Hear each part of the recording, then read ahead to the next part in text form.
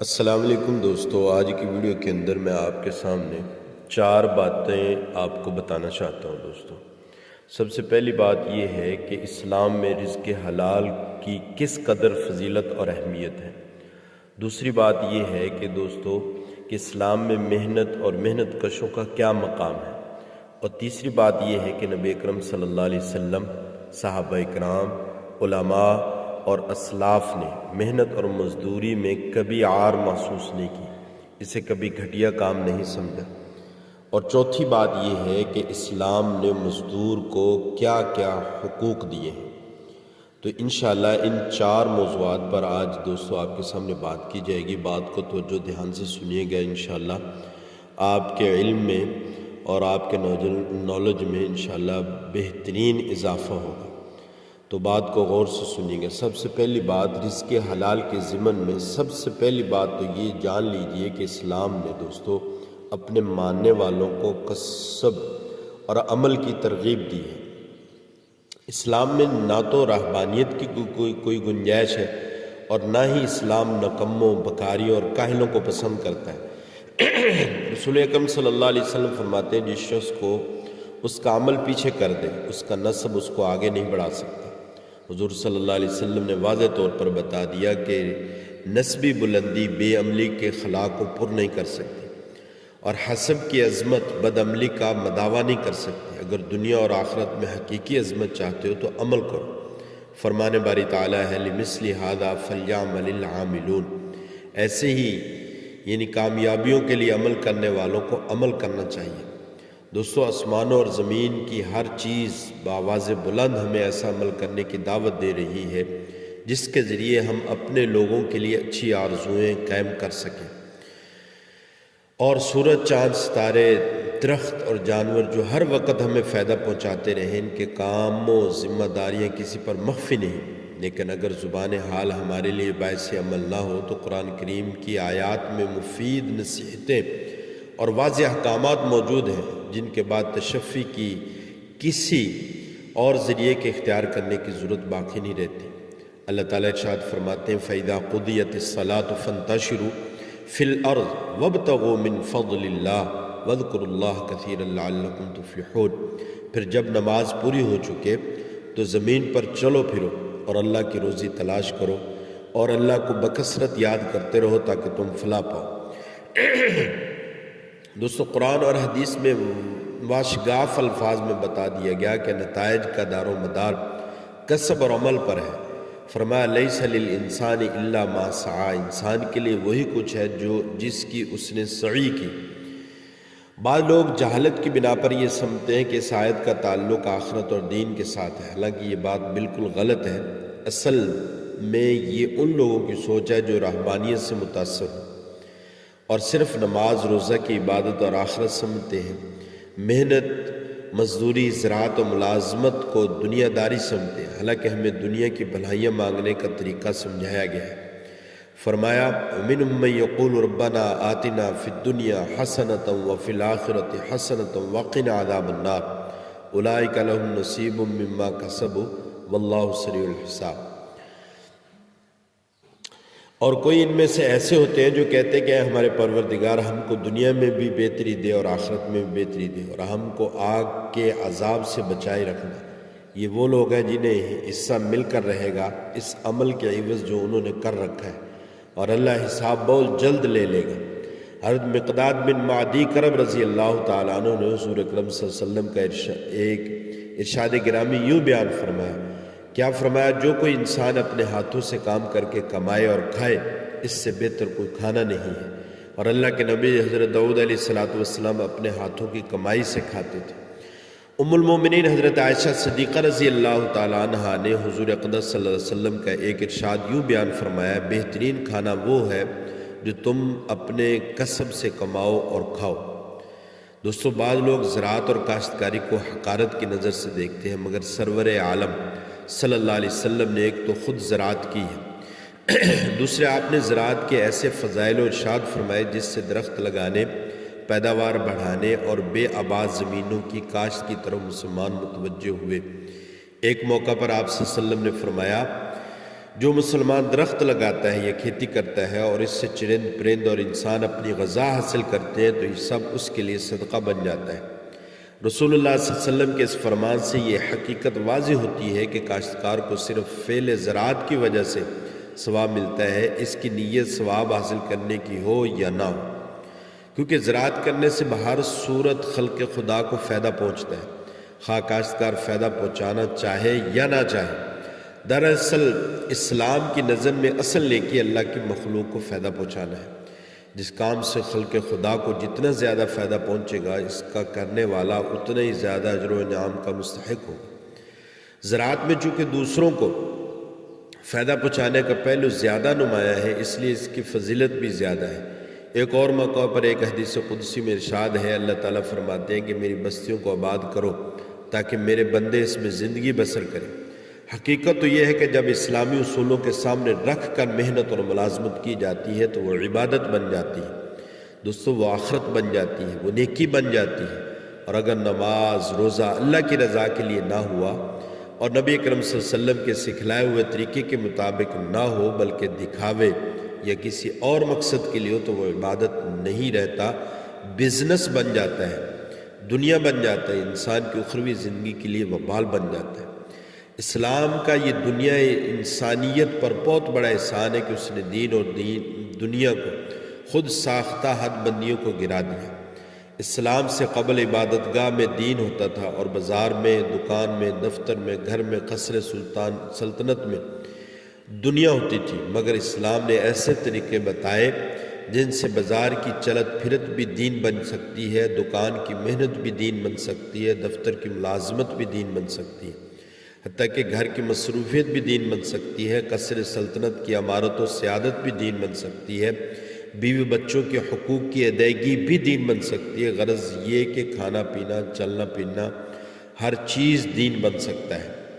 یہ میرے آقا کا احسان ہے کہ انہوں نے ہم جیسے کمزوروں کے لیے ان چیزوں کو بھی دین بنا دیا جو انسان اپنی ضروریات اور خواہشات کی تکمیل کے لیے کرتا ہے، بلکہ بعض اوقات فرائض کی ادائیگی کے ساتھ اس کے حلال کی محنت کرنے والے محنت کش کو اس عابد اور زاہد سے افضل قرار دیا جو مسلسل نماز روزے میں مصروف رہتا ہے۔ دو صحابی رضی اللہ تعالیٰ عنہما حضور اکرم صلی اللہ علیہ وسلم کی خدمت میں اپنے ایک ساتھی کے ساتھ آئے جو نبی اکرم صلی اللہ علیہ وسلم نے ان دونوں سے اس کے بارے میں دریافت کیا تو انہوں نے عرض کیا، یہ تو ہر وقت نماز پڑھتا رہتا ہے، مستقل روزے رکھتا ہے اور مستقل نماز روزی کی وجہ سے اس کی یہ حالت ہو گئی ہے۔ آپ صلی اللہ علیہ وسلم نے پوچھا، اس کے اونٹ کون چراتا ہے؟ اہل و عیال کی کفالت کون کرتا ہے؟ انہوں نے عرض کیا، ہم لوگ۔ نبی کریم صلی اللہ علیہ وسلم نے ارشاد فرمایا تو انہوں نے عرض کیا کہ ہم لوگ۔ نبی کریم صلی اللہ علیہ وسلم نے ارشاد فرمایا، تم حقیقت میں اس سے زیادہ عبادت کرنے والے ہو۔ تم حقیقت میں، یعنی یہ جو نماز روزہ کرتے اس سے زیادہ عبادت کرنے والے ہو۔ اور ایسے حضرات کو جو صرف عبادت و ریاضت، نماز اور روزے کو دین سمجھتے تھے، صاف صاف بتا دیا کہ یہ میرا طریقہ نہیں۔ نبی کریم صلی اللہ علیہ وسلم کے ازواج مطہرات کے پاس 3 حضرات آئے، ان سے آپ صلی اللہ علیہ وسلم کی عبادت کے بارے میں پوچھا۔ جب انہیں آپ صلی اللہ علیہ وسلم کی عبادت بتلائی گئی تو ایسا معلوم ہوتا تھا کہ انہوں نے اس کو کم سمجھا اور عرض کیا، بھلا ہم نبی کریم صلی اللہ علیہ وسلم کے درجے کو کہاں پہنچ سکتے ہیں؟ اللہ تعالیٰ نے آپ کے اگلے پچھلے سب گناہ معاف فرما دیے ہیں۔ ان میں سے ایک نے کہا، میں تو ساری رات نماز پڑھتا رہوں گا۔ دوسرے نے کہا، میں ہمیشہ روزہ رکھوں گا، کبھی افطار نہ کروں گا۔ تیسرے نے کہا، میں عورتوں سے دور رہوں گا، کبھی شادی نہ کروں گا۔ نبی کریم صلی اللہ علیہ وسلم کو اطلاع ملی، آپ مسجد میں تشریف لائے، اللہ جل شانہ کی حمد و ثنا بیان کی اور فرمایا، لوگو کیا ہو گیا ہے ایسی ایسی باتیں کہتے ہیں؟ بخدا میں تم میں سب سے زیادہ اللہ تعالیٰ سے ڈرنے والا اور متقی ہوں، لیکن میں پھر بھی روزہ بھی رکھتا ہوں، افطار بھی کرتا ہوں، نماز بھی پڑھتا ہوں اور سوتا بھی ہوں اور عورتوں سے شادی بھی کرتا ہوں۔ یہی میری سنت ہے، جس نے میری سنت سے اعراض کیا وہ مجھ سے نہیں ہے۔ اس کے حلال کی طلب اور اس کے لیے کسب و عمل حضور اکرم صلی اللہ علیہ وسلم کی نظر میں اتنا اہم کام تھا کہ آپ نے کسب حلال کی طلب کرنے کو دوسرے فرائض، نماز روزہ وغیرہ کے بعد ایک فریضہ قرار دیا۔ آپ نے یہاں تک کہ فرمایا کہ بعض گناہ ایسے ہیں جو دوسری باتوں سے بھی معاف نہیں ہو سکتے، لیکن جب ایک آدمی رزق حلال کی تلاش میں پریشان رہتا ہے اس کے وہ ناقابل معافی گناہ بھی معاف ہو جاتے ہیں۔ حضرت انس رضی اللہ تعالیٰ نے فرمایا ہم رسول اللہ صلی اللہ علیہ وسلم کے ساتھ تھے، ہم میں سے بعض روزے سے تھے، بعض کا روزہ نہ تھا۔ ایک سخت گرم دن ہم نے ایک جگہ پڑاؤ ڈالا، ہم میں سب سے زیادہ سائے والا چادر والا تھا، ہم میں سے بعض دھوپ سے اپنے ہاتھ کے ذریعے بچ رہے تھے۔ روزہ دار تو ایک طرف پڑ گئے اور جن کا روزہ نہ تھا انہوں نے کام کیا، خیمے لگائے، جانوروں کو پانی پلایا۔ نبی کریم صلی اللہ علیہ وسلم نے ارشاد فرمایا آج کے دن تمام ثواب روزہ نہ رکھنے والوں نے کما لیا۔ قرآن حکیم میں کئی مقامات پر رزق حلال کو اللہ تعالیٰ کی فضل سے تعبیر کیا گیا ہے، چنانچہ سورۃ جمعہ میں ہے فَإِذَا قُضِيَتِ الصَّلَاةُ فَانتَشِرُوا فِي الْأَرْضِ وَابْتَغُوا مِنْ فَضْلِ اللَّهِ وَاذْكُرُوا اللَّهَ كَثِيرًا لَعَلَّكُمْ تُفْلِحُونَ۔ دوستو یہ اسلام کا اور پیغمبر اسلام کا عالم انسانیت پر بہت بڑا احسان ہے کہ انہوں نے محنت سے نفرت کو جرم بتلایا، انہوں نے محنت سے نفرت کو جرم بتلایا اور اس کے حلال کے لیے ہر طرح کی محنت اور مزدوری کو قرب الہی کا سبب بتایا، اور دلوں میں محنت کی عظمت اس طرح بٹھائی کہ جس طرح بہتر انداز اختیار ہی نہیں، اس سے بہتر انداز اختیار ہی نہیں کیا جا سکتا۔ دنیا میں درخت لگانے اور پیداوار بڑھانے کی منظم تحریکیں چلائی جاتی ہیں، لیکن ایک مسلمان کو بحیثیت ایک مسلمان اس شعبہ کی طرف متوجہ کرنے کے لیے اس سے زیادہ پرکش بات اور کوئی نہیں ہے کہ درخت لگانے اور فصلوں کی کاشت کرنے سے اس سے جو دنیا کا فائدہ ہوگا وہ تو ہو ہی جائے گا، دنیا کے فائدے کے ساتھ اس کی آخرت بھی بنتی ہے اور اجر و ثواب بھی حاصل ہوتا ہے۔ دوستو علماء نے اس موضوع پر بحث کی ہے کہ زراعت افضل ہے یا تجارت، کیونکہ تجارت کی فضائل بھی حدیث میں کثرت سے مذکور ہے، اور فیصلہ یہ کیا کہ جہاں لوگوں کو غلہ اور اجناس کی ضرورت زیادہ ہو وہاں زراعت افضل ہے، اور جہاں اس کی اتنی ضرورت نہ ہو وہاں تجارت افضل ہے۔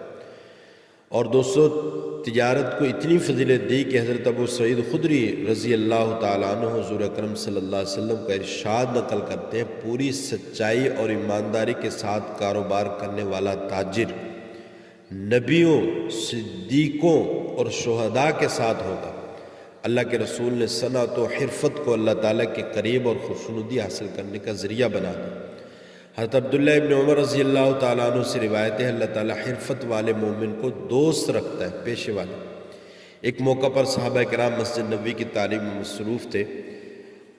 میں مصروف تھے۔ آپ کو ایک صحابی جن کا تعلق حضرت موت سے تھا، وہ بڑے سلیقے سے مٹی گوندھ رہے تھے۔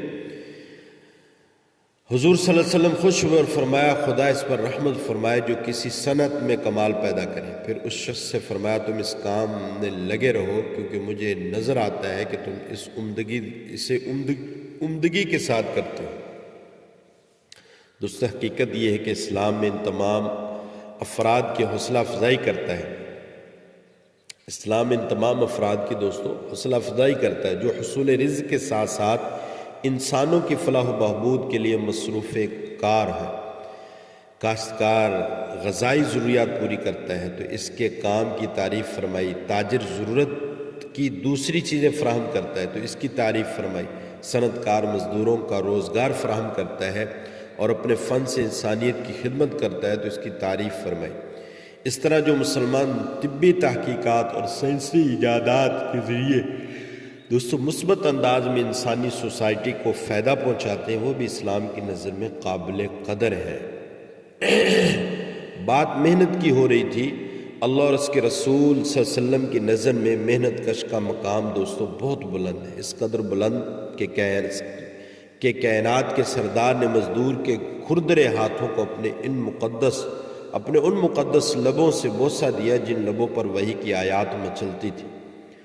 اسد الغابہ میں ہے کہ ایک مرتبہ حضرت جابر رضی اللہ تعالیٰ نے حضور اقدس صلی اللہ علیہ وسلم سے مصافحہ کیا تو ان کی ہتھیلی کچھ کھردری اور داغدار نظر آئی۔ حضور اقدس صلی اللہ علیہ وسلم نے دریافت فرمایا یہ داغ کیسے ہے؟ عرض کیا یا رسول اللہ میں نال بندی کا کام کرتا ہوں اور اس سے اپنے بال بچوں کا پیٹ پالتا ہوں۔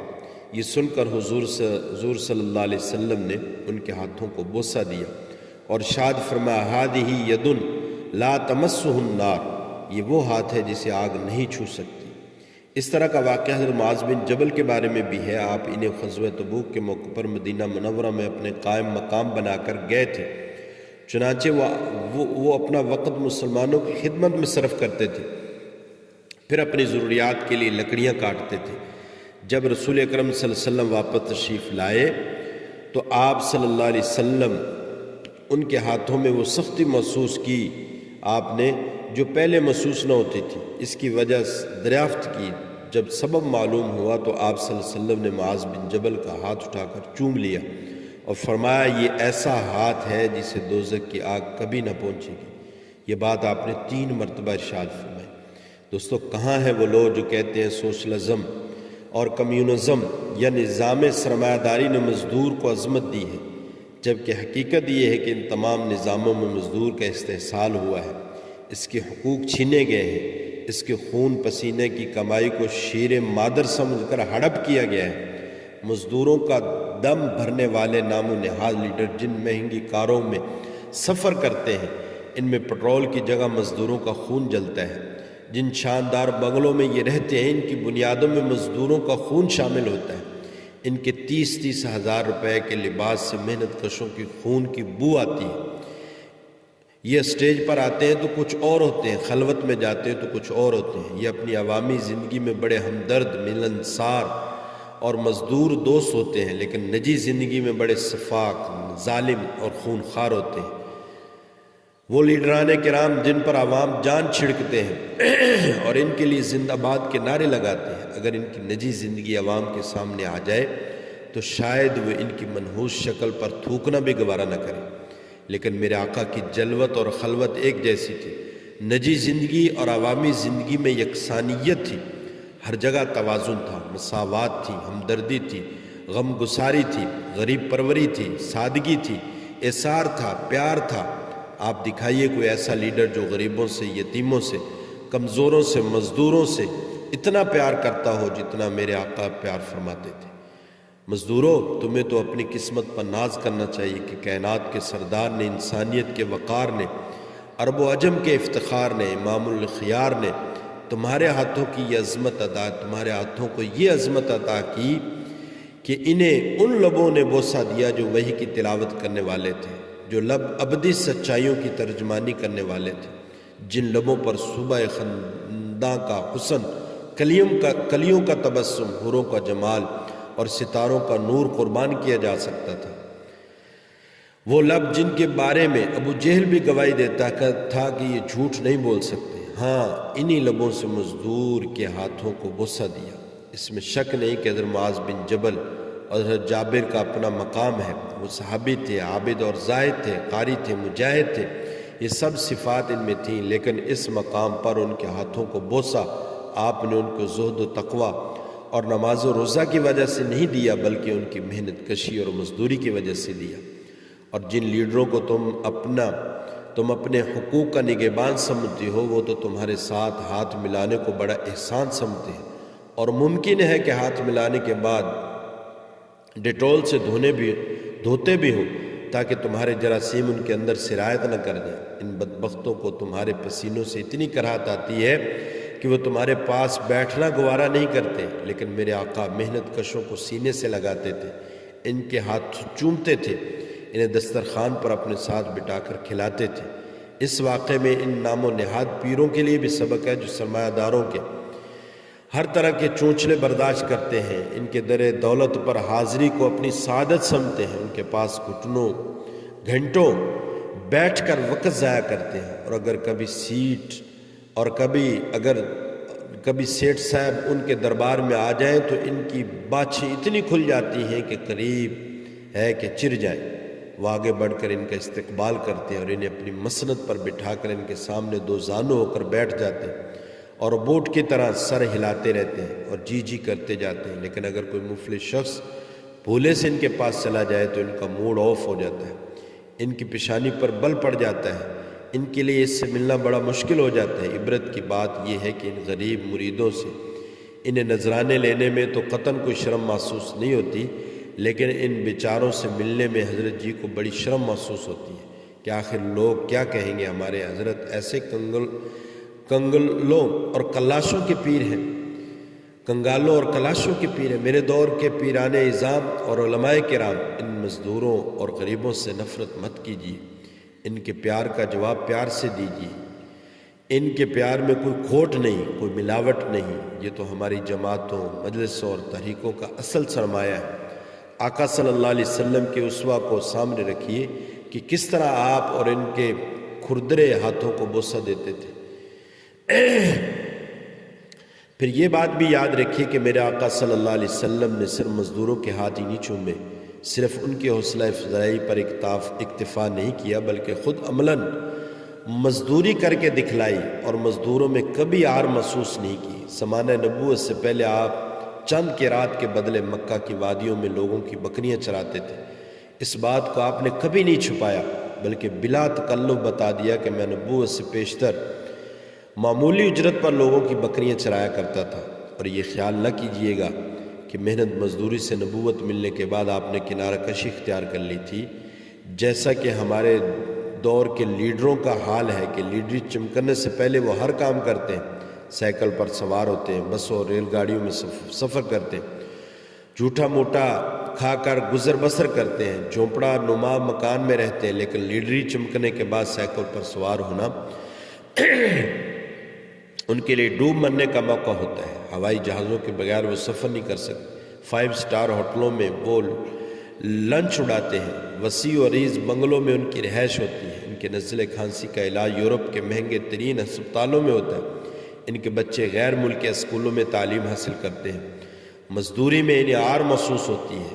وہ اگر کسی عمارت کا افتتاح کے وقت ایک بیلچہ سیمنٹ کا اٹھا کر عمارت کی بنیاد میں ڈال دیتے ہیں تو ریڈیو، ٹی وی، اخبارات اس انہونے واقعے کو سر پر اٹھا لیتے ہیں۔ میرے آقا صلی اللہ علیہ وسلم کے پاس وہ خدام اور جان نثار غلام تھے جو ہر وقت خدمت کے لیے آمادہ رہتے تھے، جو اشارہ آبرو کے منتظر رہتے تھے، جو آقا کی خدمت کو جنت کی ضمانت جانتے تھے، جو آقا کے پسینے کی جگہ خون بہانا اپنا فرض سمجھتے تھے۔ لیکن ان خدام کے ہوتے ہوئے بھی میرے آقا صلی اللہ علیہ وسلم ہر محنت طلب کام میں برابر شریک ہوتے تھے۔ اس پیارے منظر کو سامنے لائیے جب مسجد نبوی کی تعمیر ہو رہی تھی اور صحابہ کرام پتھر اور گارا اٹھا کر لا رہے تھے، تو اس سارے عمل میں میرے آقا بذات خود بھی شریک تھے۔ آقا کو مصروف عمل دے کر صحابہ یہ شعر پڑھ رہے تھے اور کبھی پڑھتے تھے نحن الذین بایعوا محمد علی الجہاد ما بقینا ابدا۔ حضور اکرم صلی اللہ علیہ وسلم جواباً یہ شعر پڑھتے اللہم لا عیش الا عیش الاخرہ فاغفر الانصار والمہاجرہ۔ بہت سے مواقع پر نبی کریم صلی اللہ علیہ وسلم نے یہ ناپسند فرمایا کہ آپ اپنے آپ کو صحابہ سے منفرد ممتاز رکھیں۔ ایک موقع پر ایک غزوہ سے واپسی پر آپ نے ایک دمبا ذبح کرنا چاہا تو ایک صاحب نے عرض کیا میں ذبح کر دیتا ہوں، دوسرے بولے کہ میں اس کی کھال اتار دوں گا،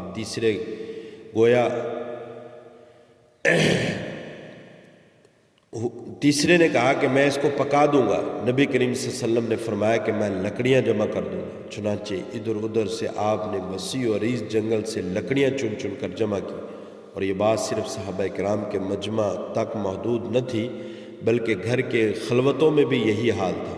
خود سیدہ عائشہ صدیقہ رضی اللہ تعالیٰ کا بیان ہے کہ آپ اپنے کپڑوں کو بھی صاف فرماتے تھے، بکری کا دودھ بھی خود دھو لیتے تھے اور اپنا کام خود انجام دیتے تھے۔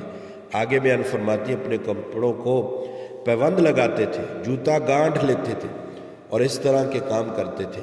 حضرت عائشہ صدیقہ سے پوچھا گیا کہ آپ اپنے گھر میں کس طرح رہتے تھے؟ انہوں نے جواب دیا کہ آپ گھر کے کام کاج میں رہتے تھے، جب نماز کا وقت آتا تو نماز کے لیے باہر چلے جاتے۔ ایک روایت میں آتا ہے کہ آپ صلی اللہ علیہ وسلم اپنی جوتی خود گانٹھ لیتے تھے جیسا تم میں سے ہر کوئی اپنا گھر میں کرتا ہے۔ دوستو یہی حال خلفائے راشدین اور دیگر صحابہ کا تھا۔ وہ محنت کے عادی تھے اور مشقت کے خوگر تھے، اپنے معاش تجارت اور محنت کشی سے کماتے تھے۔ زندگی کسی منزل میں بھی انہیں اس میں آر محسوس نہیں ہوتی تھی، یہاں تک کہ حضرت ابوبکر صدیق جب خلیفہ منتخب ہوئے تو صبح اٹھ کر تجارت کے لیے کپڑے لے کر بازار کی طرف روانہ ہوئے۔ راہ میں حضرت عمر اور حضرت ابو عبیدہ ملے اور دریافت کرنے لگے یہ خلیفہ رسول کدھر کا قصد ہے؟ حضرت ابو بکر رضی اللہ عنہ نے فرمایا کہ بازار جا رہا ہوں۔ ان دونوں نے فرمایا آپ پر تو بار خلافت ہے، بازار میں کیا کیجیے گا؟ آپ نے فرمایا پھر اپنے متعلقین کی پرورش کہاں سے کرو؟ انہوں نے کہا کہ آپ تشریف لے چلیں، ہم آپ کا وظیفہ مقرر کر دیں گے۔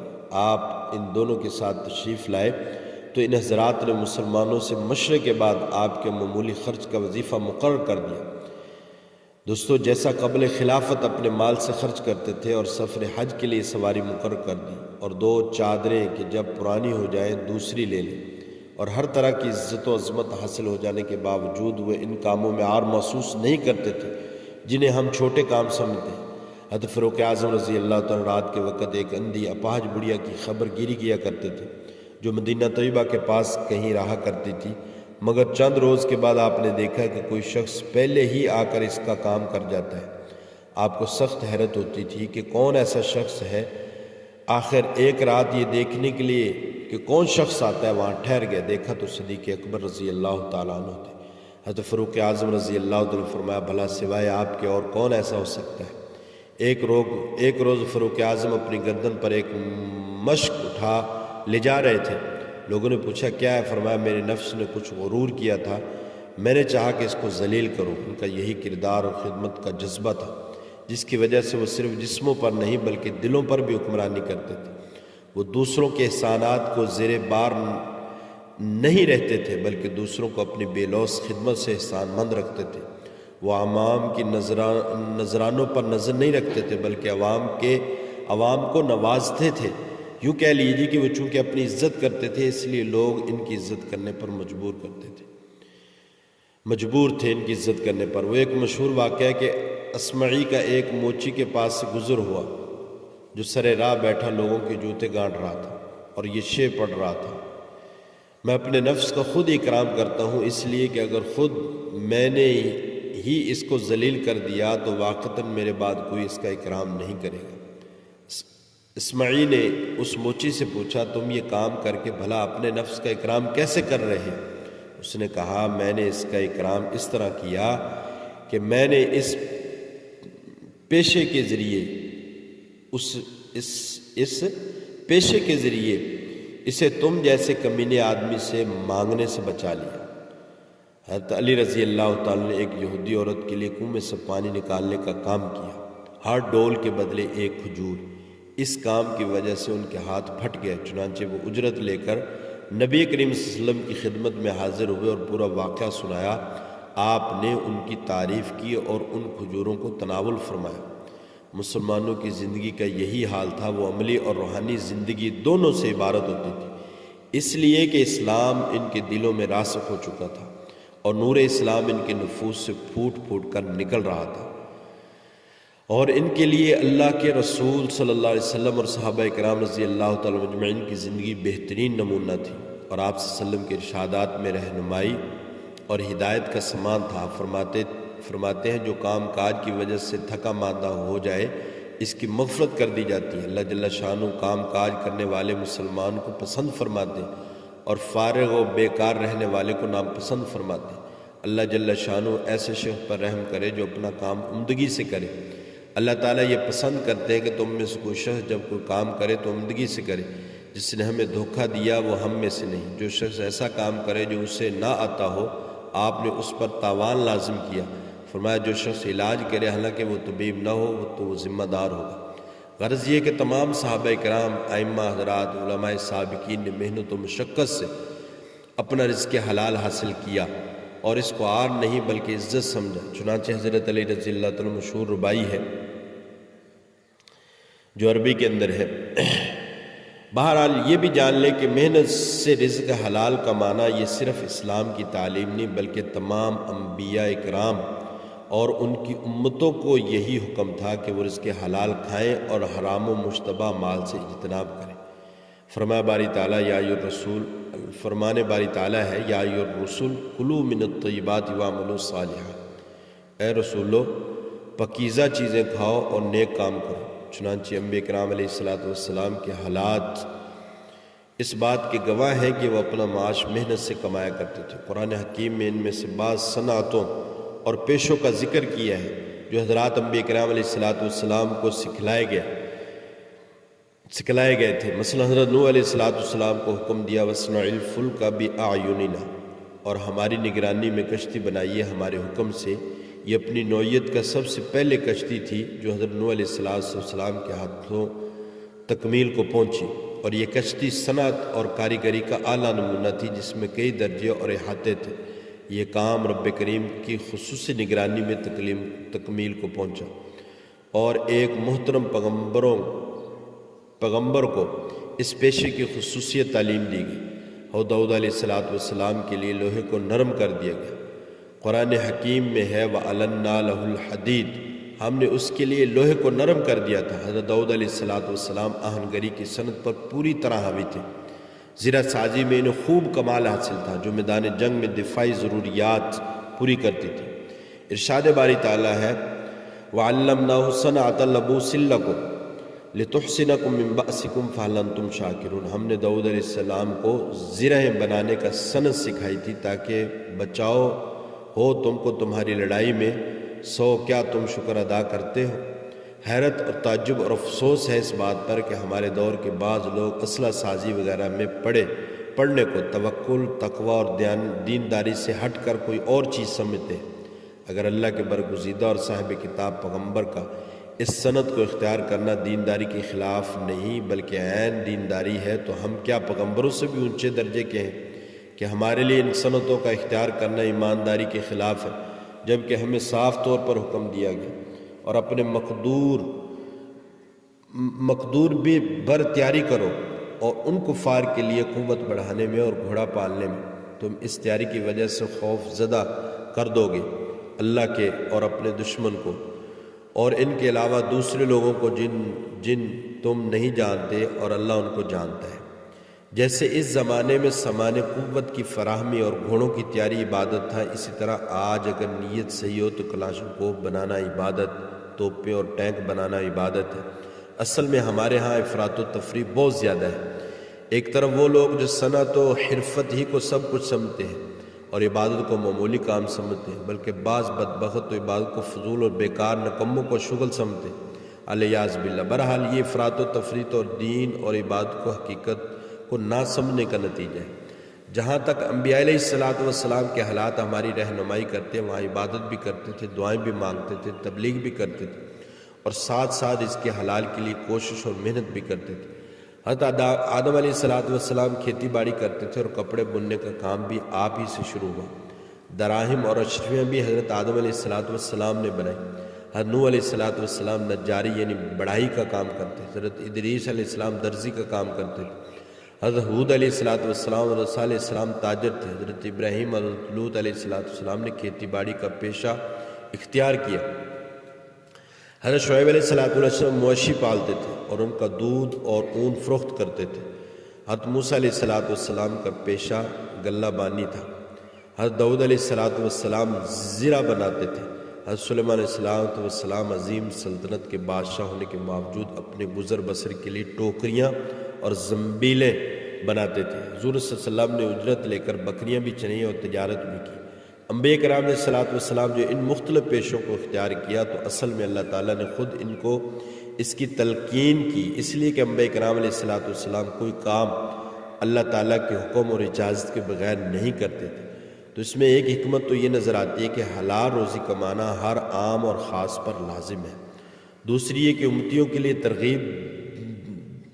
کو ترغیب دینا ہے کہ وہ بھی کوئی نہ کوئی پیشہ اختیار کریں اور کسب معاش کی کوئی جائز صورت نکالیں۔ تیسری یہ کہ کوئی ان مقتداؤں کو یہ تانا نہ دے کہ بھک منگے اور دوسروں کے ٹکڑوں پر نظر رکھنے والے ہیں۔ چوتھی یہ کہ کوئی اللہ کا بندہ کسی بھی جائز پیشہ والے کو حقارت کی نظر سے نہ دیکھے اور نہ ہی اسے کاشتکار ہونے یا نجار ہونے اور درزی ہونے یا چرواہا اور مزدور ہونے کا تانا نہ دے، اس لیے کہ اس تانے کا اثر بالواسطہ اللہ تعالیٰ